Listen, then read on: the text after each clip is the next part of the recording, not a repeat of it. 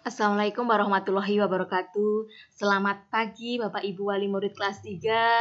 Saya ucapkan terima kasih atas kerjasamanya selama ini. Mohon pendampingan putra-putrinya belajar dari rumah dalam kondisi pandemik seperti ini. Terima kasih atas pendampingan dan kerjasamanya Bapak Ibu. Anak-anakku kelas 3 yang hebat, bagaimana kabar kalian hari ini? Semoga kalian dalam keadaan baik, sehat, dalam lindungan Allah. Anak-anakku, kalian harus melakukan PHBS, perilaku hidup bersih dan sehat, ya, selalu menjaga kondisi tubuh kalian, ya. Lalu jangan lupa kalian tetap berdoa kepada Tuhan supaya kita diberi kesehatan dalam lindungannya. Anak-anakku, sebelum pembelajaran dimulai, kalian harus berdoa terlebih dahulu. Supaya apa? Supaya sama Allah dimudahkan dalam memahami materinya. Ya, anak-anakku, hari ini pembelajarannya tematik, tema 7 perkembangan teknologi, subtema 1 perkembangan teknologi produksi pangan, pembelajaran yang kelima. Ya, ayo simak baik-baik, tetap semangat, belajar dan berkarya dari rumah meskipun situasi pandemik seperti ini ya. Ayo simak baik-baik. Tidak jauh dari tempat tinggal Udin, ini ada bacaan anak-anak, terdapat sebuah peternakan sapi perah. Pemiliknya mengizinkan Udin dan teman-teman untuk berkunjung. Tentu saja Udin dan teman-teman merasa senang. Di peternakan, Udin melihat banyak sapi perah. Ada yang sedang diperah susunya, ada juga yang sedang memakan rumput. Tampak pada gambar ini ya anak-anak, sedang diperah ya sapinya ini. Ini Udin dan teman-teman. Udin diberi teks bacaan tentang susu sapi dan cara pengolahannya. Udin dan teman-teman membacanya bersama-sama. Banyak sekali hasil pengolahan susu sapi. Ayo kita juga membacanya ya. Nih, pengolahan susu sapi yang berjudulnya bacaan tadi. Susu merupakan hasil utama dari sapi perah. Susu sapi segar memiliki daya tahan sekitar 5 jam saja, ya. Jadi susu sapi segar itu memiliki daya tahan hanya sekitar 5 jam saja, anak-anak. Nah, kalau lebihnya ya sudah basi ya. Nah, susu perlu diolah dengan baik supaya gizi dalam susu dapat dinikmati kapan saja. Pengolahan susu sapi dapat dilakukan dengan teknologi pangan. Teknologi pangan penting untuk menghasilkan jenis makanan baru. Teknologi pangan juga menjaga agar makanan tetap awet. Susu sapi dapat diolah menjadi berbagai jenis makanan baru. Contohnya adalah yogurt, keju, permen, mentega, hingga es krim. Hasil olahan susu sapi biasanya sangat disukai oleh anak-anak. Dalam proses pengolahan susu, yang paling penting setelah hasilnya adalah cara mengemasnya. Pengemasan produk dapat menentukan daya tahan makanan tersebut. Daya tahan susu yang dikemas dengan plastik biasa akan berbeda dari susu yang dikemas dengan kardus kedap udara. Jadi ada bedanya ya anak-anak cara pengemasannya. Kalau dikemas dengan plastik biasa ya itu akan berbeda dari susu yang dikemas dengan kardus kedap udara. Nah, apa manfaat dari teknologi pangan dalam pengolahan susu sapi? Ini Bu Titin bantu. Yang pertama, gizi dalam susu dapat dinikmati kapan saja. Itu manfaat dari teknologi pangan dalam pengolahan susu sapi, anak-anak. Yang kedua, menjaga makanan berbahan susu menjadi lebih awet. Yang ketiga, mengolah susu menjadi produk baru seperti yogurt, keju, mentega, dan es krim. Yang keempat, makanan berbahan susu lebih menarik anak-anak. Jadi kalian pasti sangat senang ya menikmati ini olahan dari susu ya, produknya baru seperti yogurt, keju, es krim tentunya, permen ya. Nah, amati kata-kata yang digaris bawah pada teks pengolahan susu sapi tadi anak-anak. Ini ya anak-anak. Ini ada yang digaris bawah ya, ini ada yang kata daya tahan, ada teknologi, ada pengemasan, ada kedap udara ya.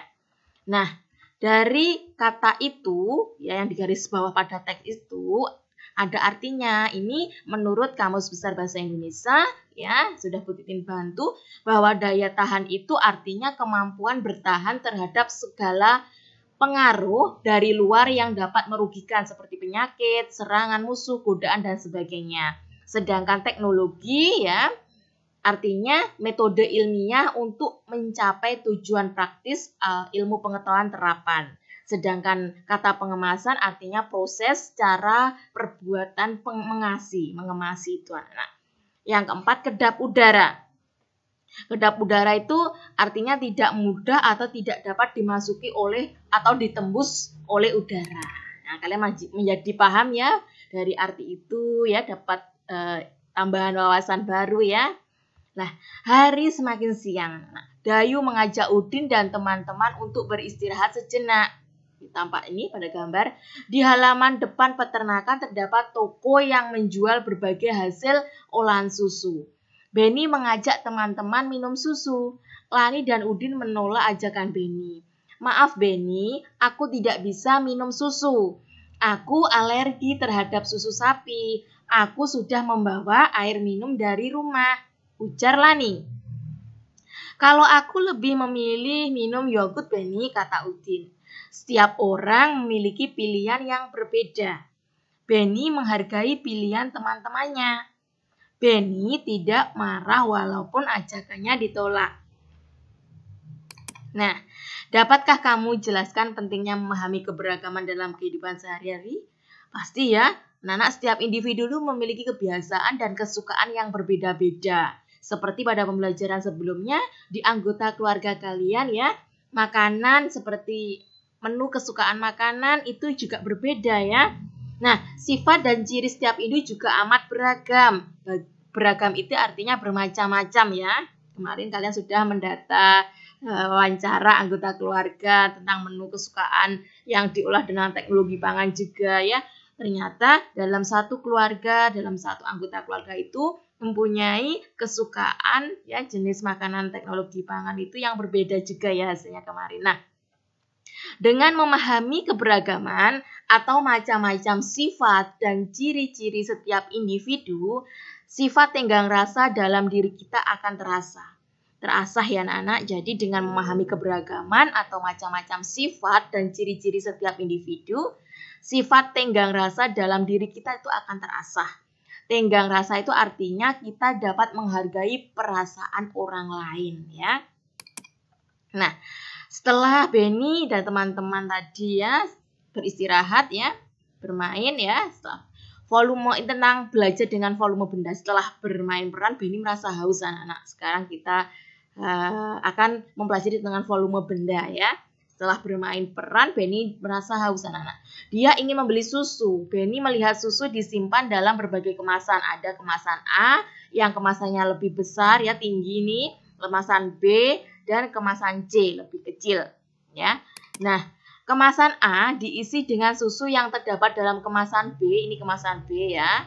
Volume kemasan A adalah sama dengan 2 kemasan B. Jadi kalau volume A ya, kemasan A itu tingginya seperti ini 1. Kalau diisi dengan volume kemasan B itu ada 2 kemasan B ya, yang diperlukan. Lalu kemasan A ya, kemudian kemasan A diisi dengan air yang terdapat dalam kemasan C. C tadi kan lebih sedikit ya, lebihnya ukurannya. Jadi volume kemasan A sama dengan 4 kemasan C. Jadi kemasan A yang besar tadi diisi dengan kemasan yang C lebih kecil tadi ya, itu terdapat 4 kemasan C. 1, 2, 3, 4 ini. Nah, maka volume kemasan A, B, dan C itu berbeda anak-anak ya. Kemasan susu merupakan satuan volume tidak baku ya anak-anak. Nah, coba ini ada lakukan percobaan mengukur volume. Yang pertama ini ada botol minum dari setiap anggota ini.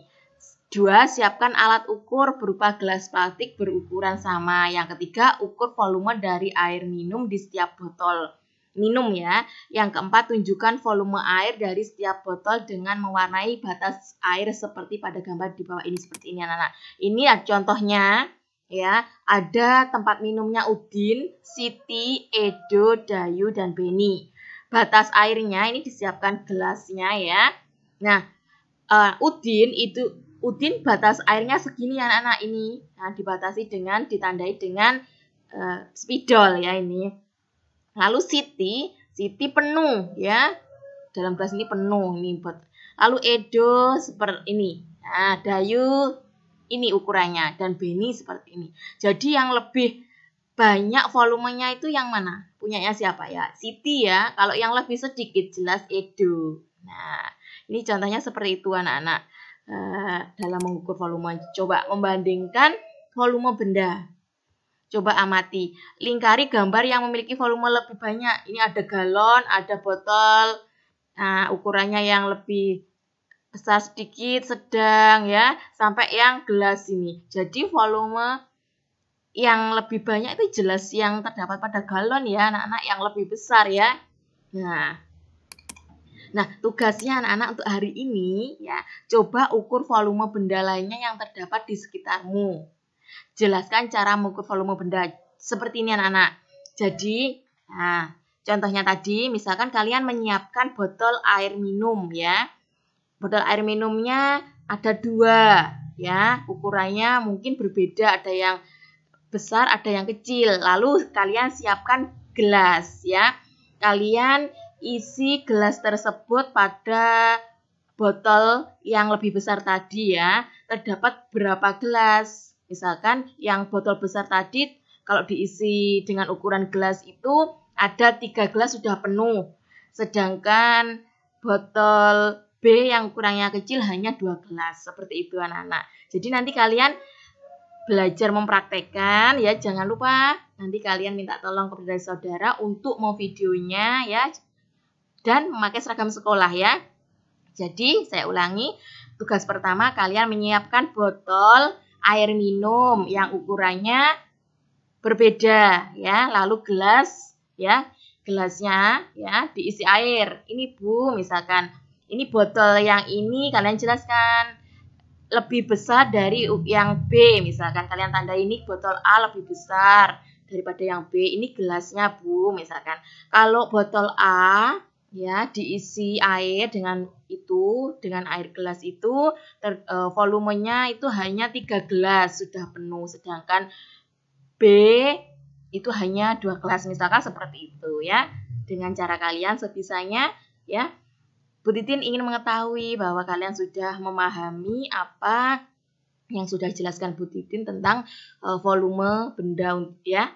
Nah, untuk tugasnya yang kedua, kalian ini kerjakan di buku tematik ya, ada susu yang kemasan ini lebih besar, sedang, kecil. Urutkan kotak susu di atas mulai dari kotak yang bervolume paling sedikit lah ya ini hingga kotak yang bervolume banyak. Sama yang ini ya. Kalau ini 2 soal saja. Ingat kalau ini dilihat, ini kan gelasnya bentuknya berbeda. Jadi kalian lihat dulu, oh ini ukurannya gelas lebih tinggi, lebih besar. Jadi kalian cermati mana yang urutan dari gelas yang memiliki volume banyak ya, yang ini hingga yang sedikit ya. Untuk tugasnya hari ini itu saja anak-anakku.